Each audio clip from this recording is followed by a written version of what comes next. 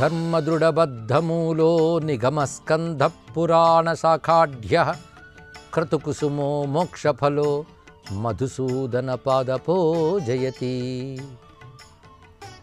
ETV life ఆధ్యాత్మిక channel తమసోమా జ్యోతిర్గమయ జీవనవేదం కార్యక్రమానికి స్వాగతం.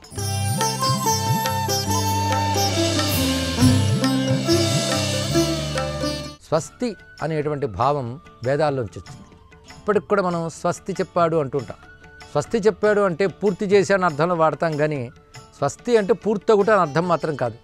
స్వస్తి అంటే మేలు అని అర్థం, మేలు మాత్రమే ఉన్నదనే భావం, అంటే ఒక సద్భావం స్వస్తి అనే మాటలో ఉన్నది ఇక్కడ. అందుకే స్వస్తి అనగా శుభము అని అర్థంలో వాడుతుంటాం. అలాంటి శుభము కలుగ్గాక, అదే స్వస్తి కలుగ్గాక. శుభం పలికేడు అంటే పూర్తి చేశారని అర్థం కాదు, శుభంగా చేశారు, పరిపూర్ణమైనది అని అర్థం. అలాగా ఎప్పుడు స్వస్తి కోరుకోవాలి. అందుకే వేద స్వస్తి అని ఒక మాట కూడా కనబడుతుంది. వేద మంత్రాల్లో ఉండేవే శుభాలు. అందుకే వేద మంత్రం చదివితే మనకి ఏదో ఒక శాంతి లభిస్తుంది. ఎందుకంటే ఆ భావంలో శుభం ఉంటుంది, ఆ అక్షరంలో శుభం ఉంటుంది, అక్షరాలు పలికే నాదంలో శుభం ఉంటుంది. అదే వేద స్వస్తి అనేటువంటి మాటకి. కొన్ని సత్కార్యాలు చేసుకున్న తర్వాత వేద పండితులు పిలిపించి వేద స్వస్తి చేయిస్తారు. అక్కడ వాళ్ళు వేద మంత్రాలు చదువుతారంతే, దానితో స్వస్తి జరుగుతుంది. అంటే ఆ వేద నాదంలో స్వస్తి ఇచ్చే శక్తి ఉన్నది, ఇది తెలుసుకోవాల్సింది.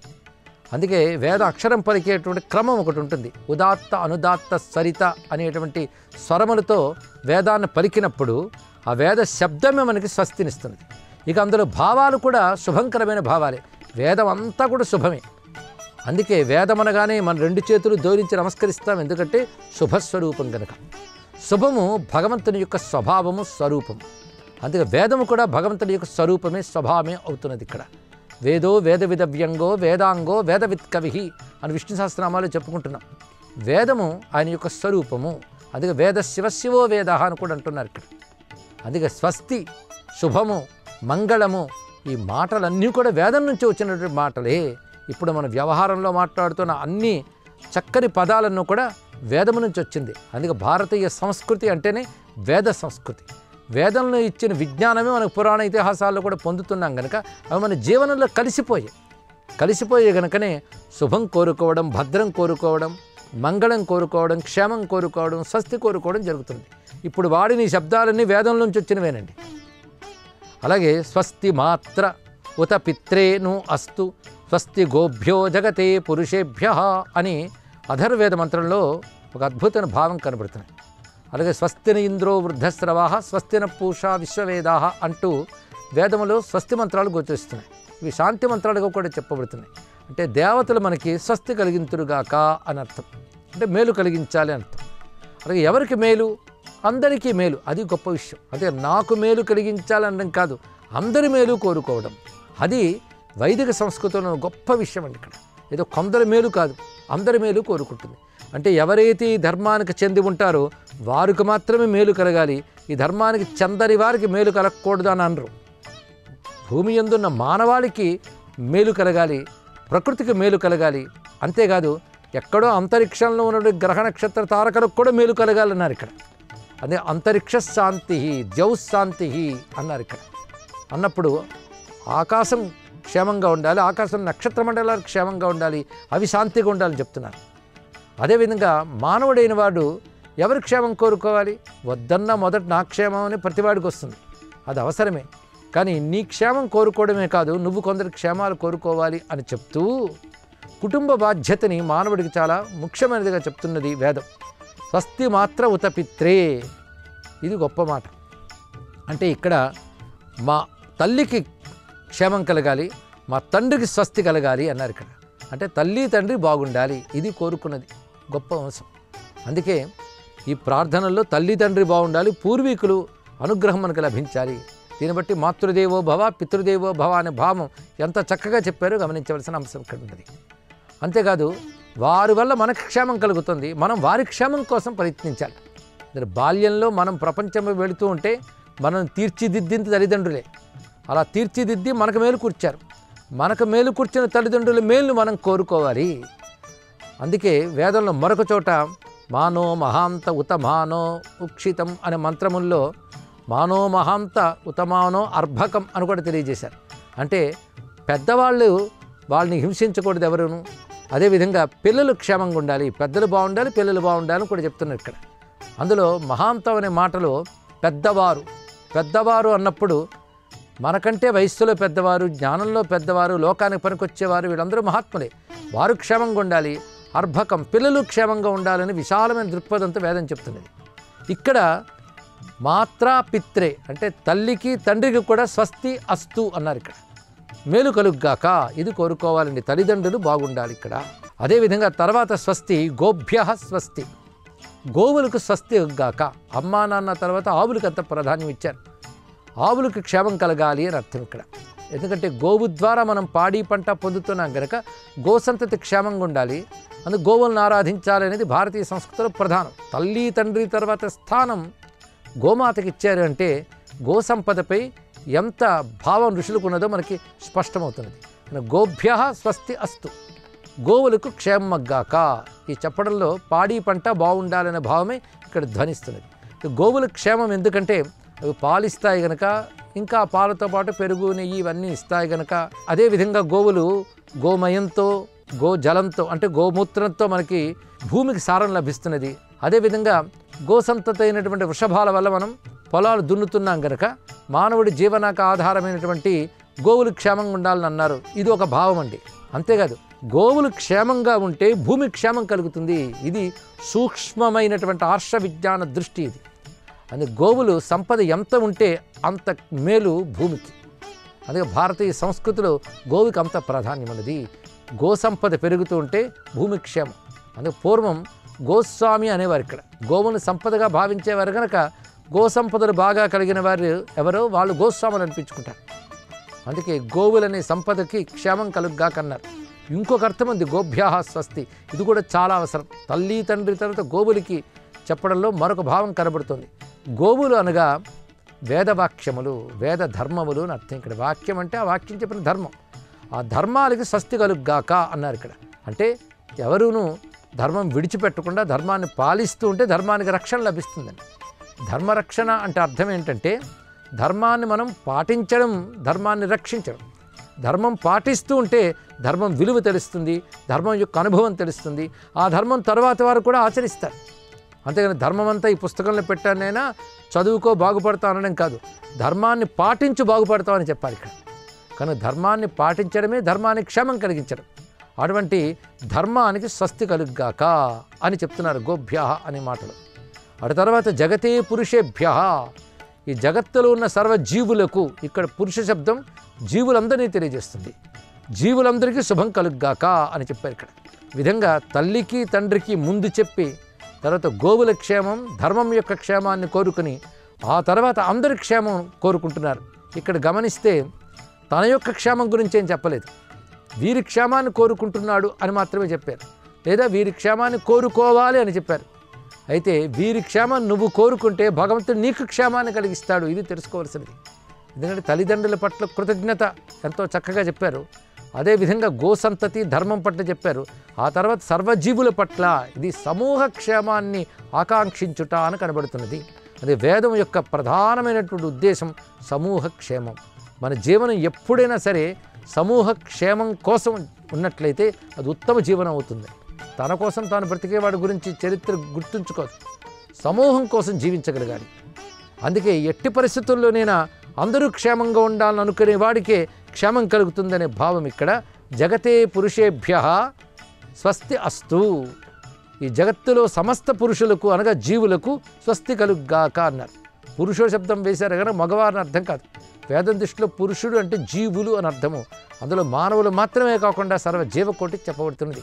అందరి క్షేమం కోరుకోవడం.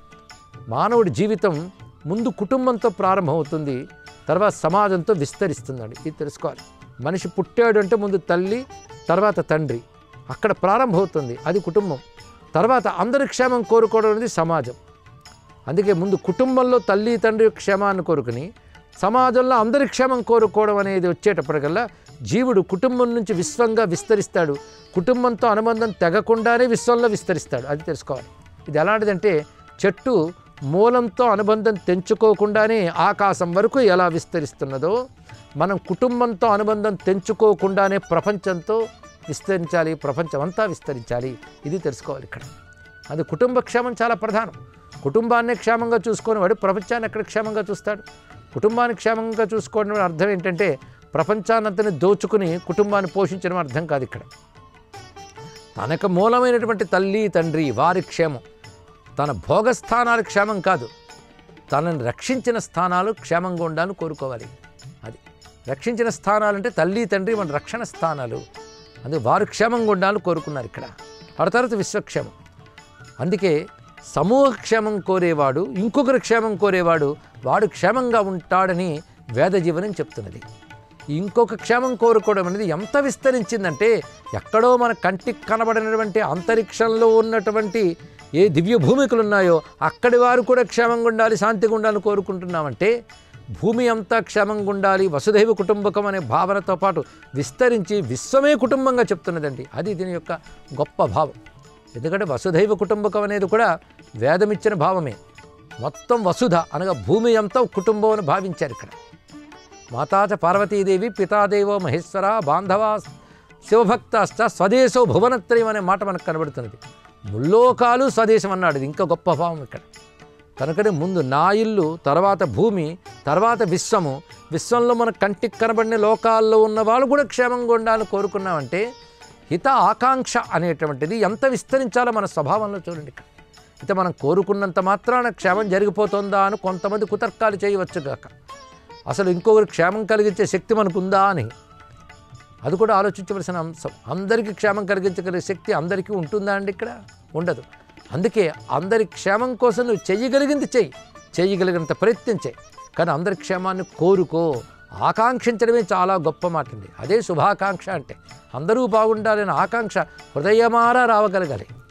అందుకే అందరి క్షేమం కోరుకోవడం స్వభావం అయిపోవాలి ఇక్కడ. అలాగ భావం స్వభావం అయితే అది ప్రభావం చూపిస్తుంది. ఇది తెలుసుకోవాలి. భావం స్వభావం అయితే ప్రభావం చూపిస్తుంది. అంటే అందరి క్షేమం కోరుకోవాలి అనే భావము మన స్వభావంగా మారిపోతే దాని ప్రభావం ప్రపంచం మీద ఉంటుంది. అందుకే భావాలకు కూడా ఆకాంక్షలకు కూడా ప్రభావం ఉంటుంది. సంకల్పానుకున్న శక్తి అంతా ఇంత కాదు. మనం సంకల్పించిన కోరుకున్న దానికో శక్తి ఉంటుంది. ఎప్పుడు దానికి శక్తి వస్తుందంటే చిత్తంలో శుద్ధత ఉన్నప్పుడు సంకల్పానికి కూడా శక్తి వస్తుంది. అది సంకల్ప శక్తివంతం కావాలి, భావం శక్తివంతం కావాలి. అలా కావాలి అంటే ఆ భావం ఇంత చక్కగా విస్తరించాలి. తల్లిదండ్రుల క్షేమం కోరుకోవడం అనేటువంటి స్వార్థం కిందకు రాదండి.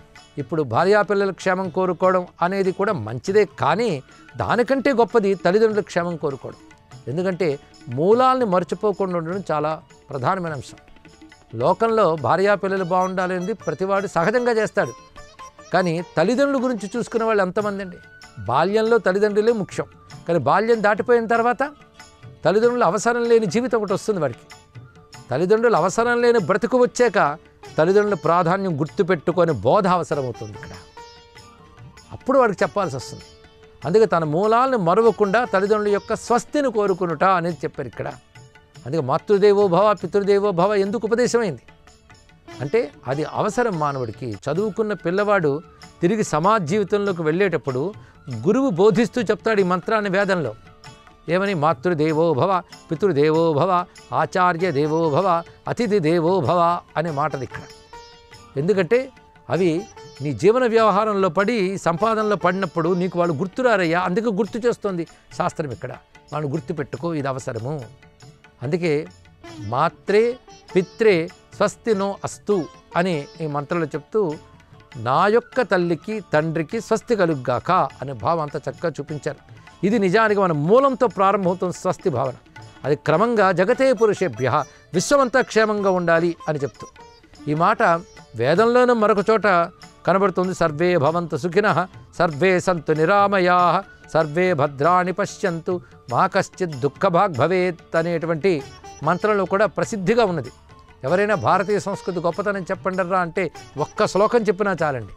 అందరూ సుఖంగా ఉండాలి, ఏ ఒక్కరూ కూడా రోగములు లేని వారై ఉండాలి, అందరికీ భద్రములే కనబడాలి, ఏ ఒక్కరూ దుఃఖానికి లోను కాకూడదు. మా కశ్చిత్ దుఃఖభాగ్ భవేత్ అంటే అహింస అనేది స్వభావ సిద్ధంగా వేద జీవనంలో ఎలా ఉన్నదో తెలుస్తుంది. ఏ ఒక్కరూ దుఃఖపడకూడదు, మనస్సులోనే ఏ ఒక్కరూ దుఃఖపడకూడదు ఉంటే ఇంకా చేతలో దుఃఖపడేట్లు చేయగలమా? అదే ముందు మన మనస్సుని మంత్రాలతో మాటి మాటికి రాపిడి చేస్తే మనస్సులో సత్స్వభావం ఏర్పడుతుంది. అందరి క్షేమాన్ని కోరుకునేటువంటి ఒక స్వస్తిభావం బలపడుతుంది. ఇదే విషయాన్ని మన పురాణం కూడా చెప్తుంది. వేదంలో చెప్పింది పురాణం చెప్తున్నది ఇక్కడ. సర్వేషాం మంగళం భూయాత్, సర్వే సంతు నిరామయాః, సర్వే భద్రాని పశ్యంతు మా కశ్చిత్ దుఃఖభాగ్ భవేత్. కొన్ని వేదవాక్యాలు కొద్ది మార్పులతో పురాణాల్లో కనబడుతుంటాయి. అంటే వేదం చెప్పింది పురాణం చెప్పింది కనుక ఇంత గొప్ప మాట. మహాభారతంలో అయితే ఒక చోట సర్వస్తరంతు దుర్గాని సర్వో భద్రాని పశ్యతు అని ఒక మంత్రం కనబడుతున్నది.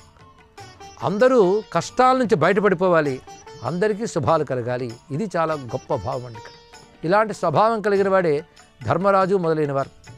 ఎవరికైతే ఇటువంటి స్వభావం ఉంటుందో వాళ్ళు కష్టాలని దాటుతారు అన్నారు. చూశారు ఎంత గొప్ప మాట. ఎవడు అందరి శుభాన్ని కోరుకుంటాడో వాడికి శుభం కలుగుతుంది. ఎవరు దుఃఖపడకూడదని ఎవరు కోరుకుంటారో వాడికి దుఃఖాలు ఉండవు. ఇది వేద మాట చెప్తున్నది. అది భీష్మ పితామహుడు ధర్మరాజుకి ధర్మములు చెప్తూ ఉండగా ధర్మరాజుకు ప్రశ్న వేస్తాడు. ఎవరు కష్టాల పాలు కాకుండా ఉంటారు, వచ్చిన కష్టాల నుంచి బయటపడగలరు అంటే దానికి సమాధానం చెప్తూ, ఎవడు అందరి హితాన్ని కోరుకుంటాడో, ఎవడు భగవంతుని ఆశ్రయిస్తాడో అటువంటి వాడు ఈ దుర్గతుల నుంచి దాటిపోతాడు, వాడికి భద్రములు కలుగుతాయి, దుఃఖాలు చూడడం అని సమాధానం చెప్తాడు. దీన్ని బట్టి అందరి మేలు కోరుకోవడం స్వభావంగా మారితే వాడికి మేలు కలుగుతుంది అనే అంశం స్పష్టంగా ఇక్కడ గోచరిస్తున్నది. ఇలాంటి వాళ్ళని మహనీయులు త్యాగపురుషులు అని చెప్తూ ఉంటారు. త్యాగం అంటే ఏముంది? అందరి యొక్క హితాన్ని కోరుకోవడం, దానికోసం తాము చేయగలిగినంత చేయడం. అంటే కోరుకోవడం అవసరమే, చేయగలగడం అవసరమే. ఒక్కొక్కప్పుడు చేయగలగడం కంటే కోరిక బలంగా ఉండాలి. ఉన్నప్పుడు సంకల్ప బలం అవుతుంది, అది రక్షిస్తుంది. ఈ సంస్కృతి మనకి అన్ని పర్వాల కాలాల్లో కూడా గోచరిస్తుంటుంది. పర్వకాలాల్లో భగవంతుని చేసే ప్రార్థనల్లో కూడా ఇటువంటివే మనకు కనబడుతుంటాయి. ప్రకృతి హితాయ పార్థివ అంటాడు మహానుభావుడు కాళిదాసు. ప్రవర్తతాం ప్రకృతి హితాయ పార్థివ. పాలకులైనటువంటి వారు ప్రకృతి హితానికై ప్రవర్తింతురుగాక అని గొప్ప మాట చెప్పాడు ఇక్కడ. ఎందుకంటే అందరినీ పాలించేవాడికి ఉండవలసిన లక్షణం ఏంటి? అందరి క్షేమం కోసం ప్రయత్నించడం. అందుకు ప్రకృతి హితాన్ని కోరుకోవడంతో పాటు ప్రకృతి హితానికే ప్రవర్తించడం అనేటువంటిది పాలకులైన వాళ్ళు చేయాలి అనే భావం మనకి కాళిదాసు చెప్పాడు. ఈ స్వస్తి భావన వ్యక్తికి ఎంత అవసరమో ఒక పాలకుడు ఇంకా అవసరం. వ్యక్తి జీవితం పరిమితం, పాలకుడి జీవితం విస్తారం. అందుకే తాను పాలించేటువంటి దేశాల్లో ప్రకృతి హితం కోసం ప్రవర్తించాలి. ఇది చాలా గొప్ప మాట అండి. ప్రకృతి హితం అన్నారు. అసలు ప్రకృతి అనే మాటకి రాజ్యాంగ ప్రకారంగా జనులు అని అర్థం. ఇక్కడ రాజుకి జనులు అలాగ ఉండాలి అని చెప్తూ వాళ్ళ హితంకై ప్రవర్తించాలి. అలా ప్రకృతి హితము అంటే కేవలం మానవ హితం మాత్రమే కాకుండా మానవుడి చుట్టూ ప్రకృతి ఉంది, మర్చిపోరు. అది ఇక్కడ మానవుడి చుట్టూ ప్రకృతి ఉన్నప్పుడు ప్రకృతి క్షేమంలోనే మానవ క్షేమం ఆధారపడి ఉన్నది. అదే ప్రకృతి క్షేమం కూడా చాలా అవసరం.